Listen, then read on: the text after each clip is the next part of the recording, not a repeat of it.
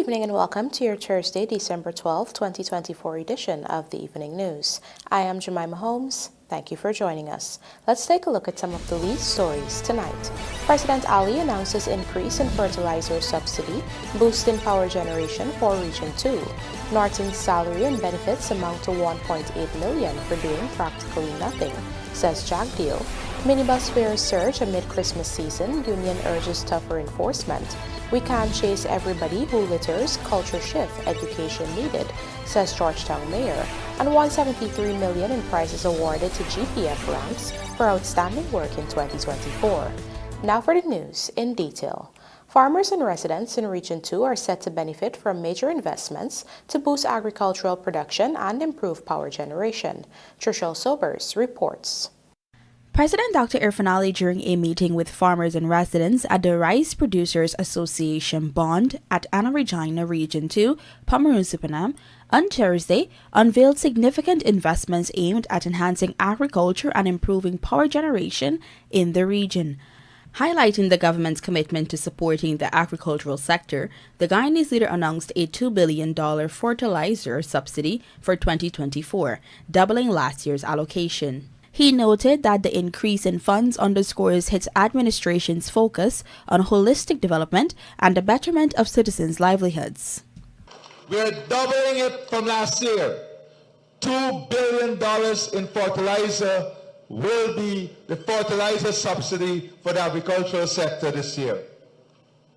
This is a government that understands the importance of investing in people, investing in community, investing in productivity, and investing in the holistic development and expansion and improvement in the lives of people. Meanwhile, on the energy front, President Ali addressed ongoing upgrades to the region's power generation infrastructure.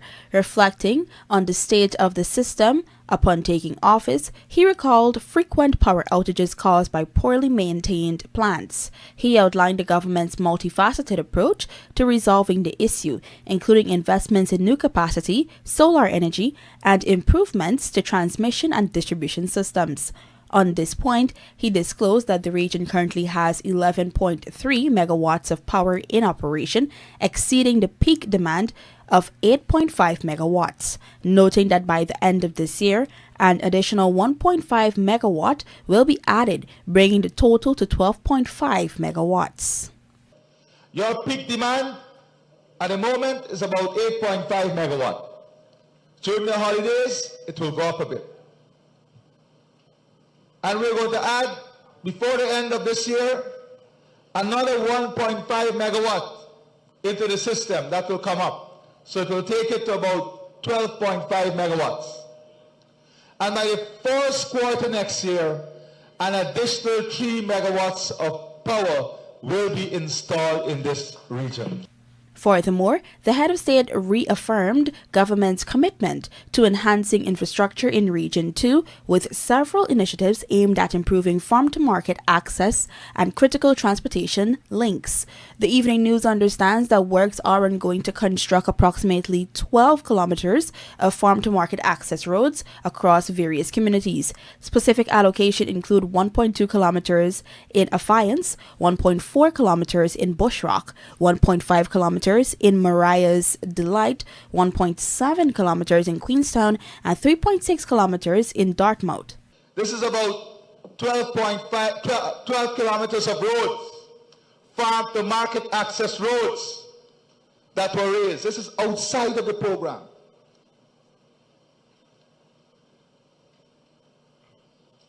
You raised this with him. Today, I can tell you that we are already putting aside money to start 50% of these roads so that we can get the work going to give you these farm-to-market access roads. Before the end of the year, the engineers have already done the costing for all of these roads. We're not sitting back because we want to invest in assets that will enhance productivity, increase productivity. When we put these roads in, we want the farmers to go in and make use of the land and increase the productivity of the region. Trishelle Silbers, Evening News. General Secretary of the People's Progressive Party, Dr. JAGDEO, has rapped opposition leader Aubrey Norton over criticisms regarding government's recent salary increase announcements for public servants. In criticizing the 10% retroactive increase for 2024 and the additional 8% increase for 2025, Norton called out President Dr. Irfan Ali's monthly salary of $2.9 million. But JAGDEO, during a press conference on Thursday, labeled Norton as being hypocritical, noting that the opposition leader makes $1.8 million monthly for doing practically nothing. Let's have a look. The wage bill for the central government aspect in 2020 was $71.8 billion. Today, in 2024, it is with the 10% increase, it will be $121.4 billion. In public enterprises, the wage bill was $16.1 billion in 2020. It's now $24 billion. The statutory bodies, the wage bill was $38.9. It's now $65.2 billion. So for the whole of the public sector, in 2020, the wage bill was $126.8 billion. It's now $210.7 billion per year. That means it's $83.9 billion more per year that the public sector is currently getting from the government of Guyana in the past 4 years that we've been in office. So this is a significant increase. It means that it is an increase of 66%. The wage bill for the public sector has increased from 2020 to now by 66%.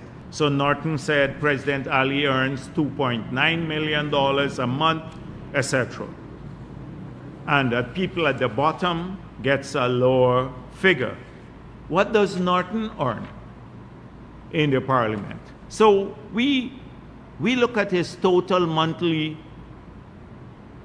allowance, emoluments, and allowances, and it works out to $1,337,000. 1.8 million Norton earns now for doing nothing practically. This excludes from his annual vacation allowance and other annual payments. This is monthly. And he also gets a budget to run his office, running into tens of millions of dollars. This excludes that. That's what Norton gets now. But he complains about everyone else for doing nothing practically, for just walking around the place and being a nuisance. At least Ali is working. Despite there being a fixed fare structure established by the government for minibus operators, some of them have significantly hiked their prices for passengers during this Christmas season. According to President of the United Minibus Union, Eon Andrews, some drivers are bleeding people dry. Find out more from Michael Henry. The Evening News understands that minibus operators across multiple routes have unauthorizedly hiked their fares for passengers. For instance, some passengers traveling from Georgetown to Grove have reported being forced to pay as much as $500 for the trip. In an exclusive interview with this newscast on Wednesday, President of the United Minibus Union, Eon Andrews, expressed concerns over reports of increased fares and a lack of accountability among certain operators. People are calling me all day. East Coast, East Bank, West Bank, West Coast. These routes that go out of town. They're bleeding people dry, doubling up fares, tripling up pays, threatening, refusing to carry people if they don't pay. And I'm going to tell you this, even though I do represent minibuses, remember all of them may not be in the union, but whatever benefits is accrued, they get. But I will not allow the union to be responsible enough to even discuss increasing fares. As a result, the union has called on regulatory bodies to step up enforcement measures to ensure that drivers adhere to the established fare guidelines and other regulations. According to Andrews, he has engaged the Minister of Home Affairs, Robeson Ben, on several occasions to publicly display the price structure for the various routes. So it's tough. And then again, the person that travel in the evening, especially when they finish work or they're staying from school, they want to go home so bad. So what I'm seeing there is people drawing their salaries way more than half of it goes into transportation. As it is, I asked him, I told him we spoke when we had, the road safety month, and he said he was endeavored to have these fares and let the traffic police share them out. And these drivers now failing to comply with the price structures there, they will know what to do. In the meantime, the general public is urged to report cases to the relevant authorities and follow through with complaints so as to enhance compliance. Yeah, well, what has happened before, even before now, what I had advised commuters, and the police did it too, that whenever these things occur, make a report to the station. A lot of these buses were pulled in, people were taken before the court, and the complainants never turned up. And I can understand why. You're working where you're working, and you got to go to court. Sometimes you're not in good stead with your workplace. You just get, so it's tough. Michelle Henry, The Evening News. As the capital city continues to deal with the wanton disposal of waste, Mayor Alfred Mentor has admitted that its enforcement arm cannot charge everyone who litters. Instead, he said investments may be better placed into boosting educational campaigns with hopes of effecting a culture shift in citizens. Here is Michelle Henry again with the details. We can't micromanage every person who dump indiscriminately all of it, because that can be like an exercise in futility for solid waste director to have to be chasing after everybody who dump here, It's thousands of people in the city, and it's difficult for us to manage all of that and to really and truly figure out who do this, who do that. We need to have that culture shift. That was Mayor of Georgetown, Alfred Mentor, during a press conference on Thursday, emphasizing the need for a cultural shift in the country, stating that instead of focusing on charging citizens for littering, efforts should be directed towards changing behavior. Such campaigns, he explained, are needed countrywide since the capital city is often frequented by residents from various communities. What we may have to do, I think, because there's a lot of people who frequent the city that are not from the city. So while we do it and we take it as a pilot project to treat it at the Georgetown level, we'll have to get those other people who visit the city or who work in the city but don't live in the city to also buy into this. Meanwhile, Director of Solid Waste Management, Walter Narine, raised the point of a heartbreaking reality in which some Guyanese have lost their sense of pride for their country. But sense of pride, we lost that somewhere along the line.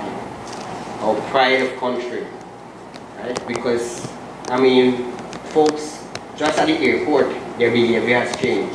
They haven't gone over yet, but their behavior changed at the airport. Then why are you doing that in your country?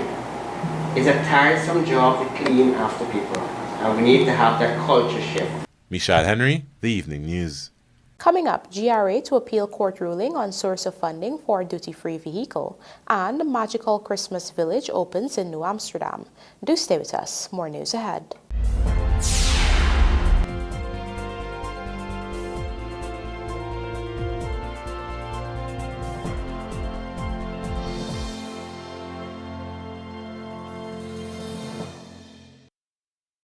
Guys, I think I'm in love!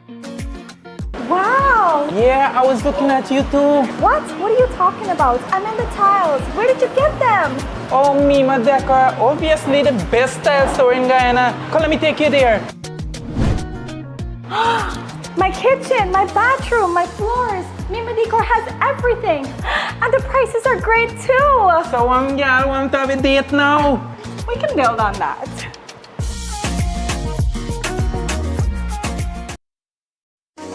Need quality electrical or hardware supplies for domestic, commercial, and industrial usage? Visit SPR Enterprise. We stock a wide variety of tools, transformers, connectors, cables, line hardware, and control products at competitive prices. Check us out for brands such as Square D, Eaton, Fluke, Klein, and 3M. We are located at 45 Brick Dam, Georgetown, or call us on 223-5699, 223-5687, or WhatsApp 639-7193. SPR Enterprise, your single source for quality electrical products. December comes, and suddenly everything changes. Now we ride on a reindeer, shop for more special things, and play as we always do, but with more company. Christmas isn't celebrated only on one day. It is celebrated every day. It's the most wonderful time of the year, and we've got the most wonderful deals. Get the perfect gift from Digicel. Grab the Samsung A05 for just $17,900, the A25 for $37,900, or treat yourself to the S24 Ultra for only $205,000. And that's not all. Every phone comes with a free 30-day data plan. Don't wait. These holiday savings won't last forever. Visit your nearest Digicel store today. Digicel, the network for everyone, everywhere. It's a new day with Shilling Oil. A unique blend of natural oils to help ease and soothe the day-to-day discomforts of life. Get relief from muscle and joint pain, headaches, and congestion. Shilling Oil lets you get back to the things you love doing most. Water relief with Shilling Oil. Distributed by Massey Distribution.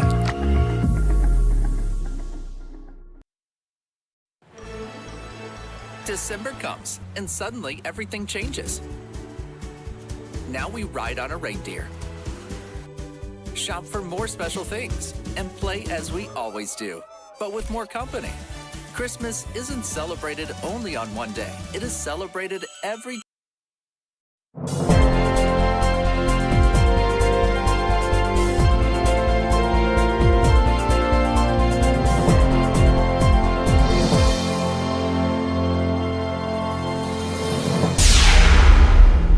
Welcome back. You're watching the Evening News. The Guyana Revenue Authority says it has taken note of misconceptions surrounding the Chief Justice's decision in a matter concerning the source of funding for tax exemptions on a duty-free vehicle for a remigrant from the United States of America.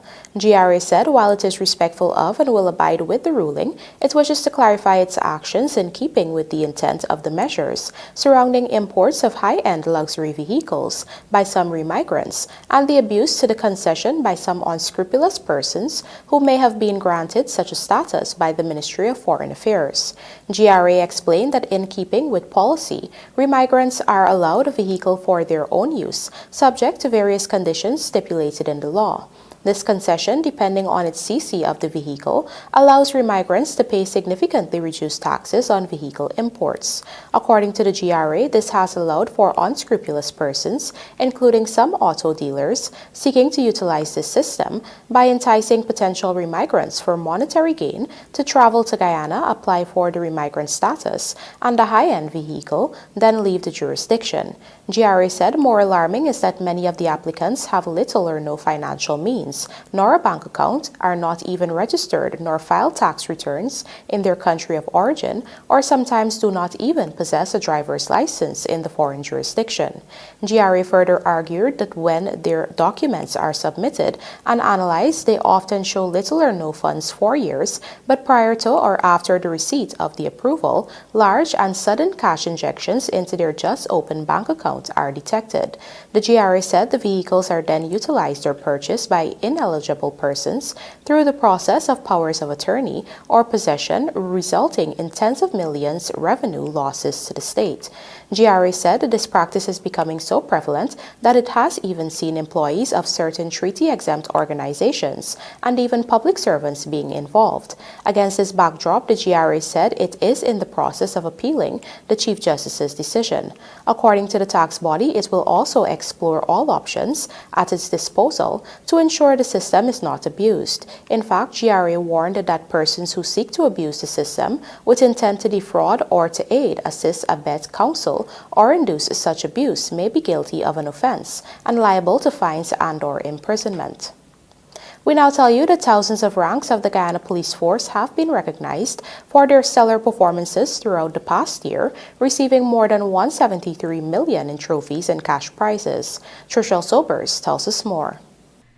The Guyana Police Force held its annual Christmas Awards ceremony on Thursday, during which scores of ranks received trophies and cash prizes as rewards for their outstanding performances in ensuring safety, fostering trust, and building strong communities. Deputy Commissioner Administration Ravindradat Budram disclosed that this year, more than 5,000 ranks went beyond the call of duty to get the benchmark for excellence. Last year, our incentive was $150 million, and this year is $173 million overall. Last year, we awarded 4,336 persons that are police only, exclude the CPGs and so on. This year, 5,018 ranks to be awarded.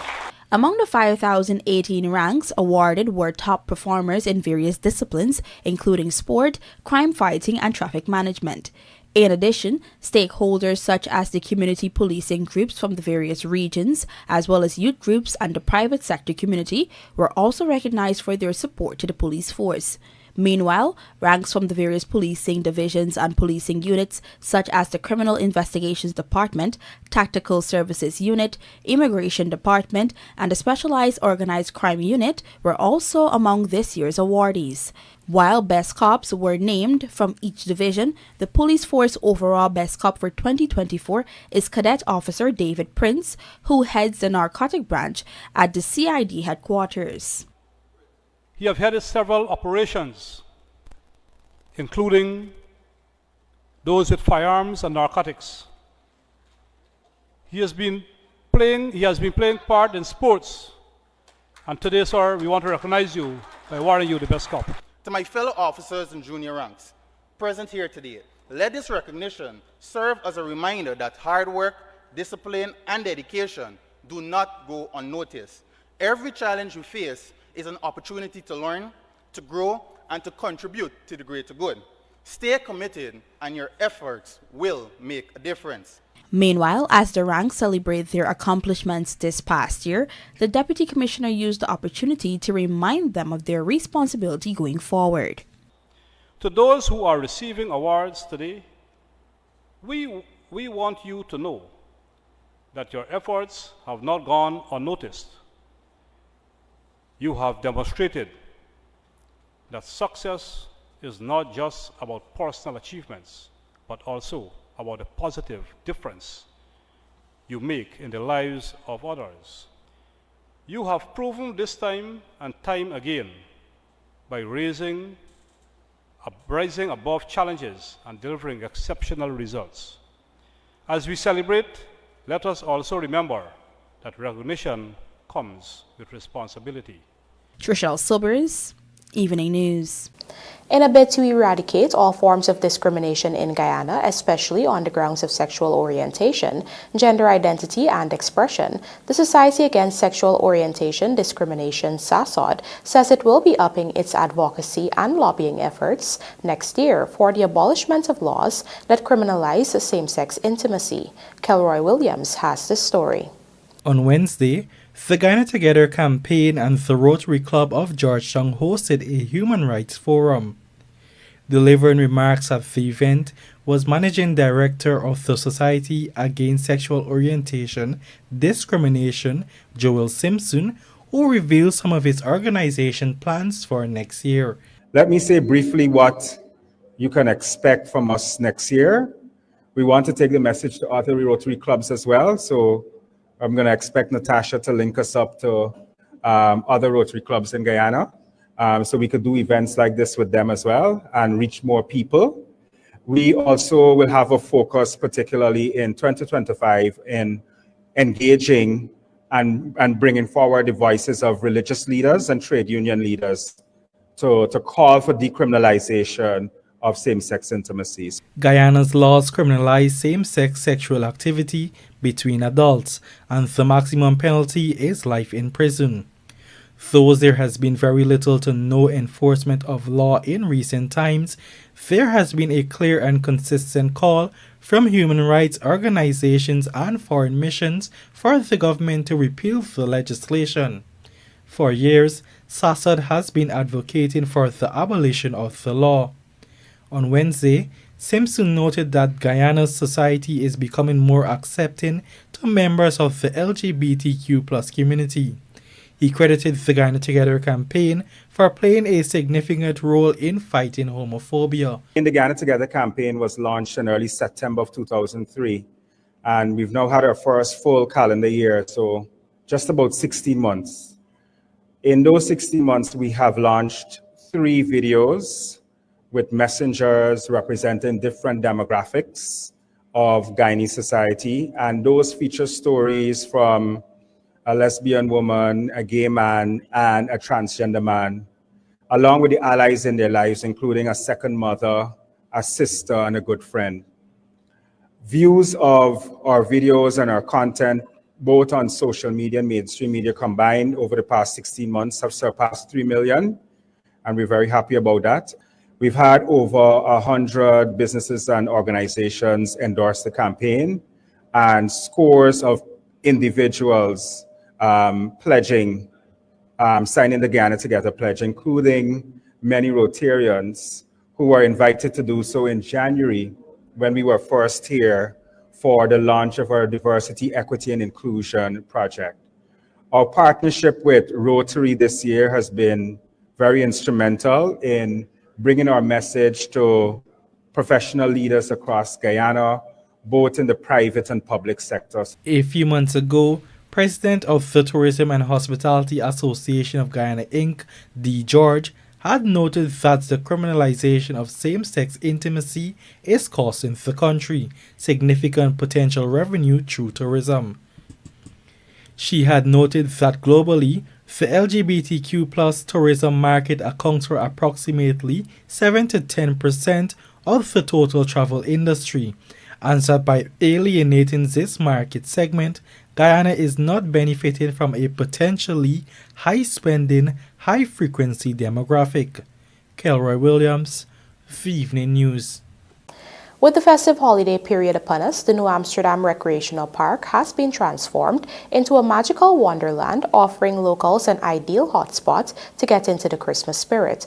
Our Berbice correspondent Andrew Carmichael was there as Finance Minister Dr. Ashni Singh declared the Christmas village opened last night.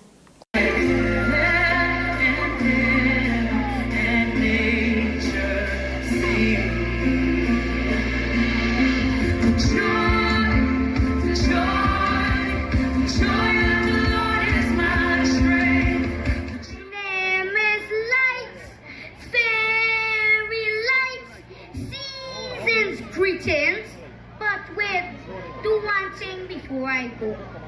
You know how cheap here like cut off the light and trying to ruin me shine? Come. Somebody wait. Like this belt ain't wanna come off.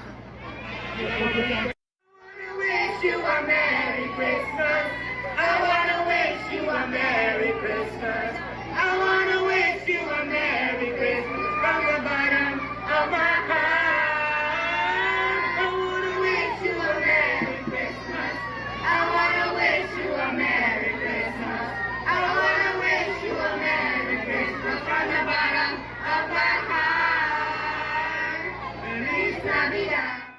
It was a magical sight on Wednesday night as the Christmas village located at New Amsterdam Recreational Park opened. The opening ceremony saw festive performances by some of the region's talented individuals, as well as speeches from various officials. Delivering the feature address was Finance Minister Dr. Ashni Singh. Minister Singh said he came with a message from the President, which is that the government will continue to make Guyana a better place for all citizens and a place where young people will grow to live more comfortable lives and be more prosperous than any other generation in the country's history.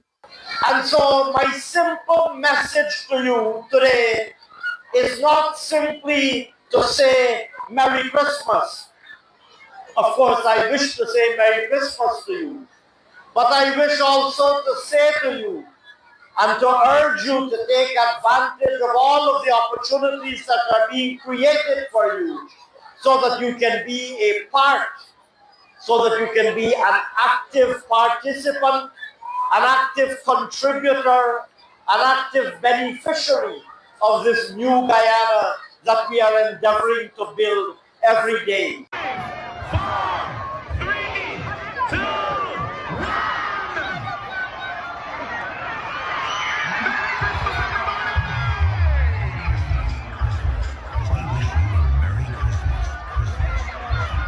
Andrew Carmichael, The Evening News. And now for a look at the bridge reports. The Demerara Harbour Bridge is scheduled to be closed to vehicular traffic on Friday, December 13th, 2024 at 3 hours for a period of 1.5 hours. Meanwhile, the Berbice River Bridge is scheduled to be closed to vehicular traffic on Friday, December 13th, 2024 at 14 hours 25 for a period of 1.5 hours. Gold is money, Kitty Hustlers, strong opponents in National Futsal Championships, and Windies T20 team unveiled for Bangladesh series. These stories and more coming up in this evening's Sportcast, sponsored by MacCorp. Ho, ho, ho! Get ready to build an unforgettable future with our Ho Ho Ho deals from MacCorp. Enjoy 5% off on parts when you shop online. Snatch up the SEB motor graders and reloaders at unbeatable prices. Or get your most efficient excavator. Caterpillar 320 Next Gen. Follow us on social media for more great deals. MacCorp, let's do the work. Ho, ho, ho!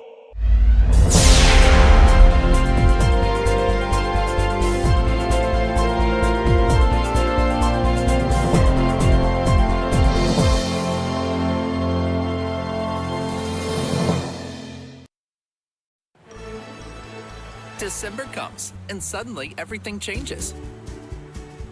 Now we ride on a reindeer, shop for more special things, and play as we always do, but with more company. Christmas isn't celebrated only on one day. It is celebrated every day.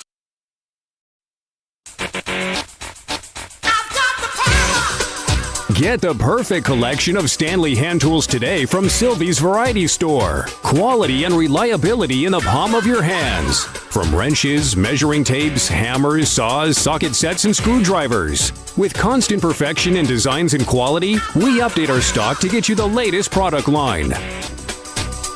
Sylvie's Variety Store gets you the right Stanley tool for the job. Did you know that Gassi's Jet A1 fuel is a type of aviation fuel specially formulated for turbine engines? Jet A1 fuel is safer to handle and transport than any other fuel types due to its high flash point and low volatility.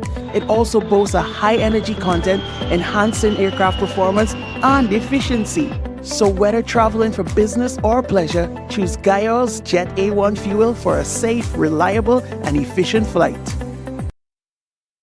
Looking to bring your dream home to reality?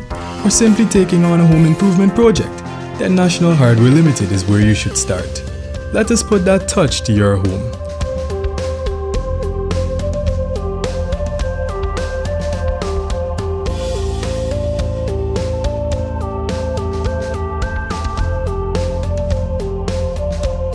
Choose from over 1,000 Berger Paint original hues for any surface.